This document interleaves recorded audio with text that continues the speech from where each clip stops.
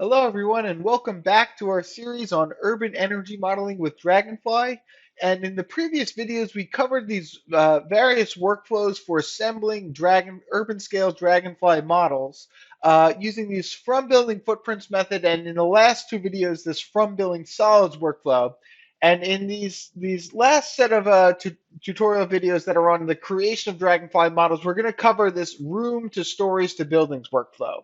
And as you can probably imagine, this is the most detailed workflow, the one that gives you the highest level of control over how your Dragonfly objects are structured and how your models are set up. It's also the one that again, probably has the most components to assemble and the most work to do in order of setting up your model. So we're going to take our time with this one. Maybe over the next two videos, we'll try and really cover the details of how to build Dragonfly models from individual rooms. But to start off with, if you guys want to go to get the sample file, again, under our repository of LBT Grasshopper samples, you go to the samples subfolder and then to Dragonfly. There will be under there a 3DM model called Rooms to Stories to Buildings, and this is what we're going to be working from today. So if you guys go ahead and open up this model, you can see what we'll be working from in order to create our Dragonfly model from individual rooms. So the model doesn't have all that much geometry in it. You'll see there are really two main classes of layers. There's context, and then there are the actual rooms. And all these colored sort of B-reps here, these horizontal B-reps, these are the actual rooms that we're going to be using to construct our Dragonfly model.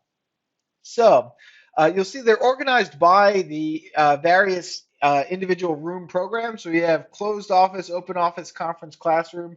Right, we have a few different types of spaces. And you probably guys already realized by the way that this geometry is set up that we have the ability to really specify the zoning and the various different individual spaces of our building when we use this workflow. Whereas previously we've been using these very blended building programs to try and represent our overall building objects. Here we can actually get into the nitty gritty and do things like specify the conference spaces that are different from the office spaces, for example. So all right, so with this file open, I'm going to just launch Grasshopper.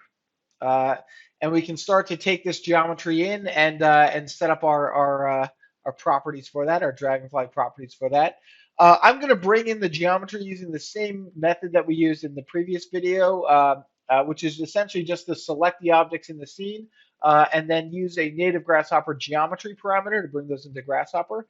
So I'm just going to double click the canvas and type geometry. That'll bring up a native Grasshopper geometry parameter. And going down the list here, I'm going to select first our closed offices. So I'm just going to right click on the layer and say select objects. And that'll select all of those closed offices for me.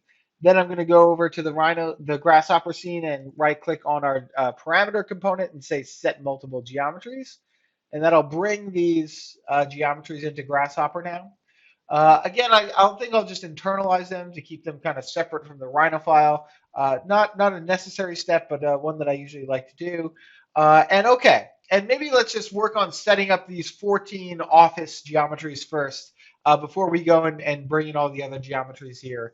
Because I think it's going to get a little repetitive in the way that we set up our model across all these different room types. So I'm just going to set it up once, and then I'll fast forward through the section where we actually do this for each and every type of room that we have here. So going back over to the Dragonfly section here, and I'm going to go into full Grasshopper mode. You'll see under the Create tab, next to the kind of the components that we've been using to assemble Dragonfly buildings from solids, you'll notice that we have components that are meant to support the finer detailed objects that we have, like room 2Ds and stories. So this component, this Dragonfly Room 2D, this is what we're actually going to use to turn these horizontal floor plate objects that we just brought into this Grasshopper here into Dragonfly rooms that have all the properties assigned to them needed for energy simulation. So I'm going to drop this DF Room 2D component on the canvas. And the first time I do that, it's going to take a few seconds to load up the core libraries, the component to use. So, all right, that's done. And you'll see that in order to create a Dragonfly room today, we just need some geometry, which are these flat horizontal floor plates that we've already brought in. So I'm going to go and connect those up here. The next thing that's required, we need to specify the floor to ceiling height of these geometries. So maybe for this, I know the units of this Rhino model are in meters. So I'm going to just double click and bring up a panel with 3 meters in it. That seems like a good enough ceiling height for an office. And we'll see. We'll connect that to the floor to ceiling height. And it seems actually that's all that we really needed in order to run this component. Right, automatically, right out of the gate here, we're getting each one of those individual floor plate objects is being converted into a Dragonfly Room 2D. And so these have all the properties that are needed for an energy simulation. There's a default program and construction set being assigned under the hood. But as you can imagine, like, these are things that we want to change, right? Probably the default is not what we are exactly expecting here. So kind of unlike in our the previous workflows for building Dragonfly models where we took blended programs for buildings, I'm going to assign an individual room program to these offices that I've brought in here. So in order to do that, let's see. I'm going to go to the Honeybee Energy tab and first grab the HP Building Programs component so we can see which programs we have available. But I'm also going to get this HP Search Programs component this time. And this will allow me to actually select out individual room programs instead of just using the blended building types that we have here. So let's see. I think the building that we have here, you'll see that the way that we've organized this model is into 3 unique types of stories. Now we're going to use multipliers to represent the fact that these stories are repeated over the height of the building, but I'm getting a little ahead of myself right now. All that I want to do right now is essentially just assign a closed office program type to these individual room 2Ds. So I'm going to use a medium office. Again, it's not a very large building. I'll plug that in for my building program. And you'll see this component will give me all of the medium office programs that I have. Let me see. If the key one that I want is closed, I can just plug in a keyword for closed office or just the word closed. I think that should be good enough. Yeah. And this gives me that one program that I'm really interested in here. So I'm going to reuse this set of components to search for and assign the other programs that I'm interested in. Right now, I'm just going to copy this to my clipboard. So I can right click on the panel and say copy data only. And that will allow me to go, I'm going to make a new panel that by double clicking the canvas and typing double quotes and then control V. And then once I hit enter, that'll put this specific name of this program into a panel for me. And I'm going to connect that up to the program. Now, I could assign the construction set here, but there's actually a way we can assign construction sets when we eventually assemble all of these into a single Dragonfly building. So I'm going to leave that the way it is for now. I'm also not going to touch the condition one in this case because the default is, as I said, for all cases, is pretty much that the space is conditioned. So I'm going to leave that as it is for now. And I think I'm going to say this is good enough of a representation. Maybe I'm just going to change the name here. I will change the name of all of these spaces to be office. OFFICE. And that way, right, that way I'm not getting these randomly generated or randomly numbered rooms, basically. That'll ensure that I have office 1, office 2. That one, I think that makes a lot more sense to have it like this. Okay. All right, so I'm going to group this together. So I've done this due diligence here basically for the closed office. Uh, Over the next, I have to do this for about like 4 or 5 more times for the various different room types that I have here. So I'm going to fast forward through this next part. I'm essentially just going to copy and paste these same components and set it up so that the other geometries are available there. You'll see all that I'm going to do, I'm just going to assign the geometries and I'm going to change the name. I'll come back and pause it so we can actually assign the correct program types to each one. Yeah, but here we go. I'm just going to go quickly through bringing all these other geometries into Grasshopper right now.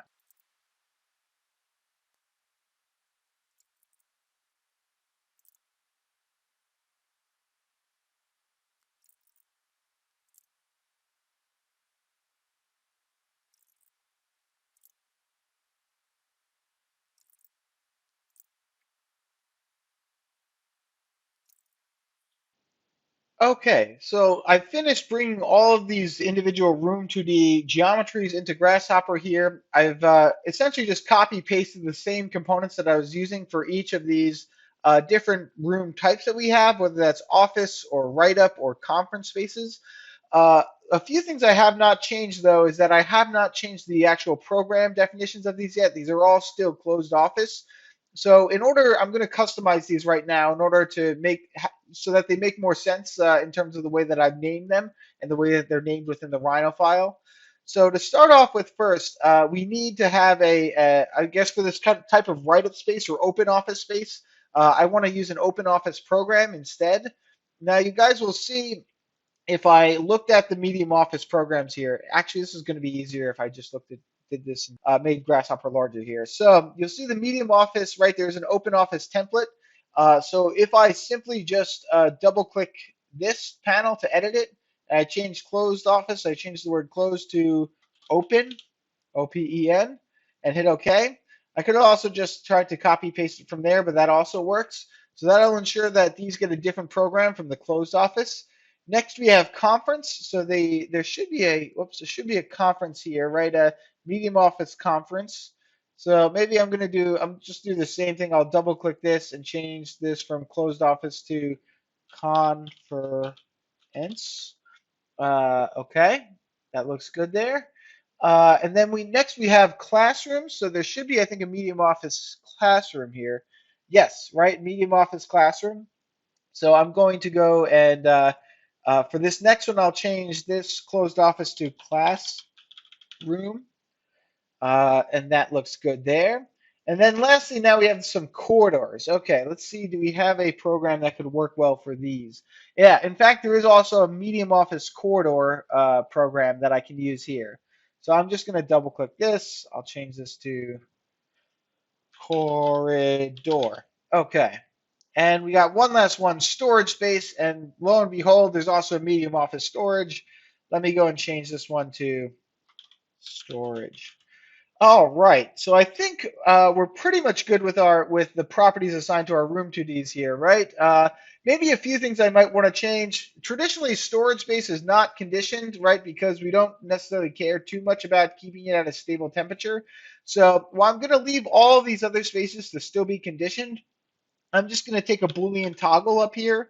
I'm going to leave it as false, and I'm going to connect it to conditioned just for the storage space. So this will ensure that all of our storage programs don't actually have the heating and cooling assigned to them.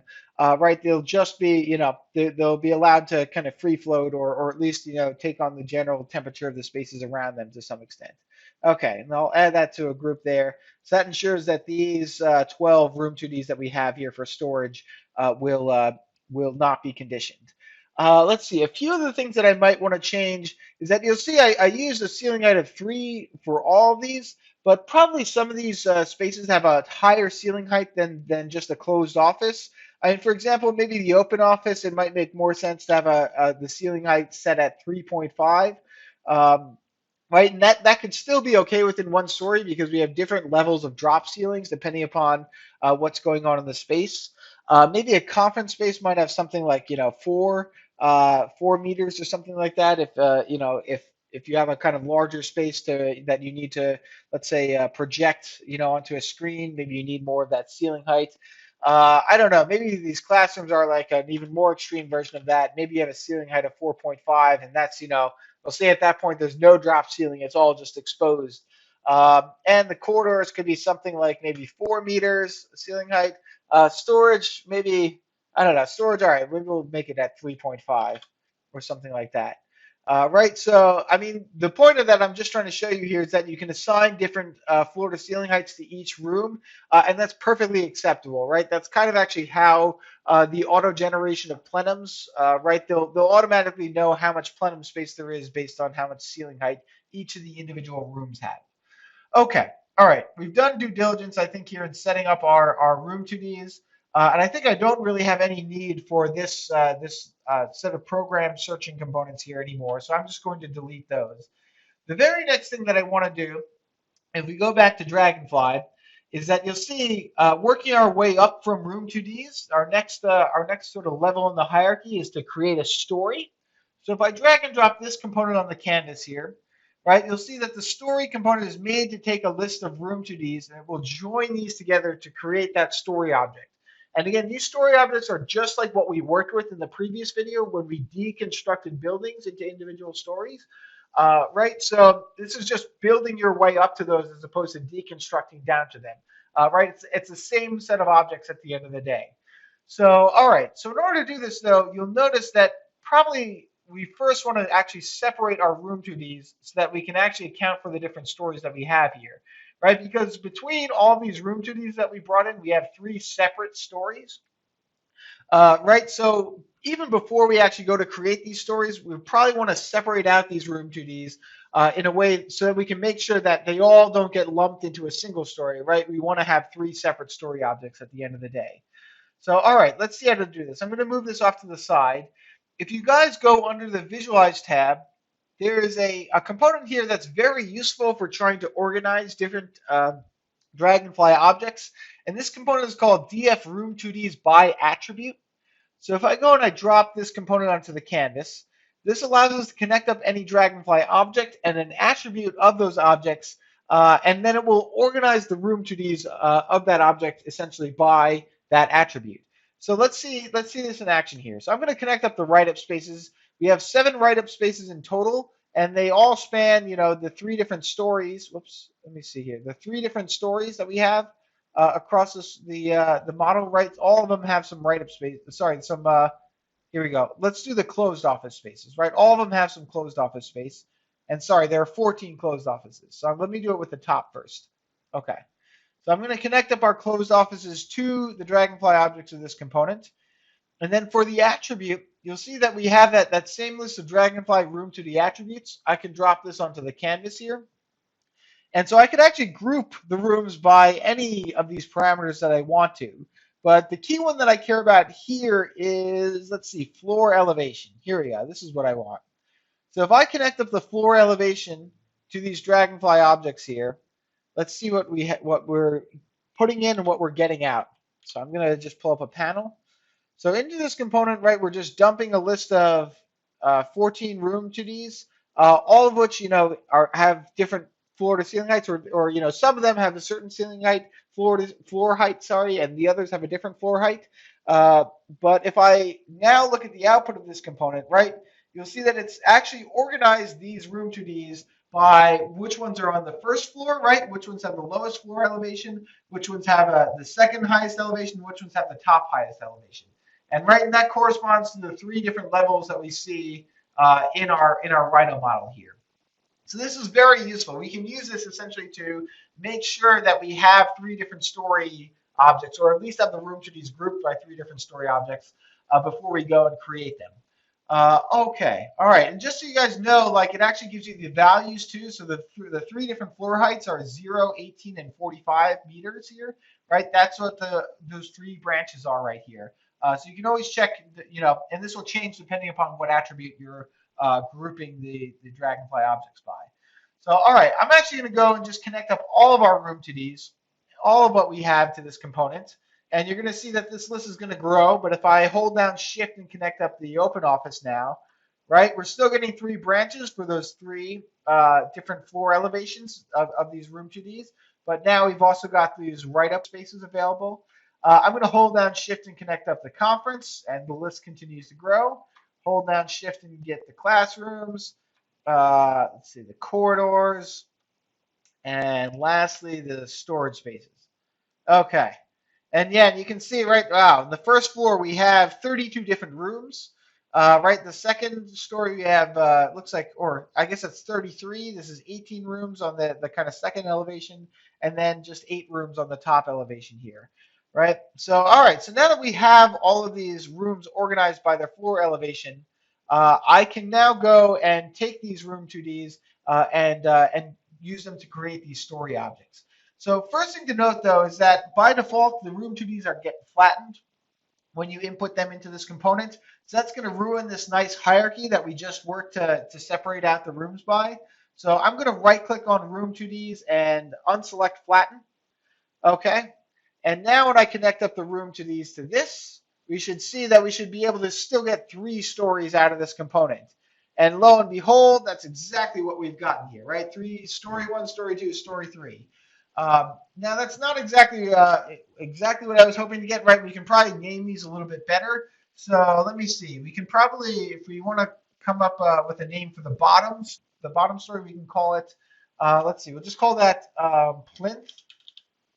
You know, after the notion that that you have like a tower and a plinth design here, right? So maybe we'll turn this into multi-line data so that we're actually able to plug in a list of values for the different stories that we're creating here. So the bottom will be plinth. Maybe the middle one we'll just call middle. I don't know, for lack of a better name. And then the top one we'll call the tower. All right.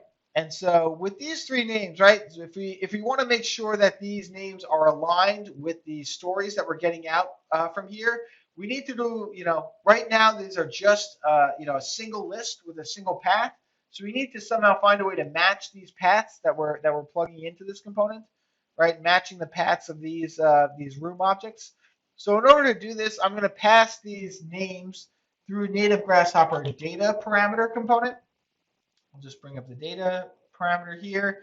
And you'll see when I do this, right, this will allow me, I can just right click on this data parameter and select graft. Oh, and I'm so sorry, actually. I realize that I keep forgetting to do this. Just so that you guys can see the names of the components, right, I'm going to use this little plugin called bifocals. So you guys can see, right, we're using room 2Ds by attributes. This is the DF story, and these are the DF room 2Ds. We haven't used too many components yet. This is the DF room 2D attributes, though, so you can search for that. Okay, and now that we've grafted this data, right, we're getting something that actually aligns with the stories that we're trying to get out of this. So now when I plug in these names here, now that they're grafted, right, the first floor is going to be called plinth, next one middle, the last one tower, all looks good. Maybe one more thing that I want to do is that clearly these stories need to repeat a different number of times with the height of the building. I think in order to fill the space correctly, the bottom story needs to repeat 4 times. This middle one needs to repeat 6 times. And this top one, I mean, it's a tower, so maybe we say it repeats 10 times. So in order to do that, I'm going to actually assign the multipliers as I create these story objects. So let me copy and paste this here, and I'm going to, instead of tower, middle, and plinth, middle, and tower, I'm going to set the multipliers that I want to use, which are 4, 6, and 10. And again, we want these grafted just in the same way that we did with the names, right, so that it's aligned with the data. And now when I connect these up to the multiplier here, right, these story objects will now actually have the multipliers assigned to them. Okay, all right, so we're almost there. I know this video is a little bit longer, but I just want you guys to get a sense of the full, complete workflow. So now that we have these story objects, we can, you know, join them together in order to make a full building object, which we can then assign to our Dragonfly model. So to do that, I'm going to use the same component that I used in our previous video, this DF building from stories. So this will allow us to take these story objects that we have here and join them together into a single building. Probably in order to make sure that all the stories go together into one building, which is what I'm expecting here, I need to make sure that this is flattened. So I'm going to right click and flatten the stories to make sure it's all going to be in one list. And I'm going to plug our stories into there. And then finally out of this, right, we should get, okay, at the end of the day, a single building representing all of this together, right? We've climbed the hierarchy from room 2Ds to stories to buildings. All right, and maybe I'll do some, you know, good practice. I'm going to give this building a name. I don't know, maybe we'll call this, I don't know. I'm imagining this is maybe some sort of office where some cool science research is going on. So I'll just call the building Science Center. You'll see, by the way, that you also have the option of supplying multipliers here if you don't want to assign them as you create the stories. And these ones will overwrite whatever you do here. But I'm just going to leave that the way it is for now. All right, so I have a building. And then lastly, we can take our building, and I'm going to put it into a Dragonfly model using our DF model component that we've been using throughout all of these sample files up to this point. So, all right, and now lastly out of this, we get Dragonfly model. I don't know, maybe if this is supposed to be the whole district, we say, you know, office, campus, or something like that, right? That's, you know, the name of the whole model.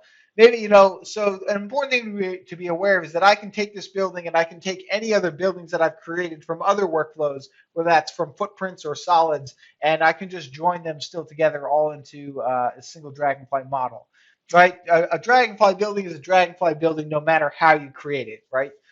So again, all of those can come together into a Dragonfly model here. But all right, let's go and see if the model that we've created looks the way that we expect. And then I think we'll call it quits for this video. Now we've got a lot of things previewing in the Rhino scene right now. So I'm just going to go, let's see, I'm going to turn off all the rooms so that I don't, those won't interfere with what I'm trying to visualize in Grasshopper right here. And I'm going to make sure I select, I guess these are all the different geometry, you know, parameters here. So I'm going to just select these, right click on the canvas and say preview off so that I'm not seeing those. All right, so that'll allow me to see my model without any issues. And now if I grab this DF color room to the attributes, right, this component that we've been using to preview a lot of the attributes of our Dragonfly models, I'm going to connect up my model. And let's see, I mean, the attributes, right, is the list of attributes is the same thing that we have over here, this Dragonfly room to the attributes. So I'm just going to copy and paste this, and I will plug this into our color room to the attributes so we can just check our model. And lo and behold, right, we're seeing, okay, right, our model has floor elevations, our multipliers are being interpreted correctly. Actually, maybe this context is kind of getting in the way here. Maybe I'll just turn this off here, and I'm going to turn all these individual layers off. Right, okay, so we can see our floor heights, and very importantly, the key thing that I want to make sure is assigned correctly is our programs, right? So because the way that we built our model, you know, assigning different programs to each one of these individual room 2Ds, right? We're actually now able to see the storage separate from open office, separate from corridor conference, right? And this is really at a much higher level of detail than we were able to get with any of the other workflows that we've used to create our models so far. And I can check to make sure that those storage spaces are not conditioned. I can check things like, what others, some of the attributes here. I can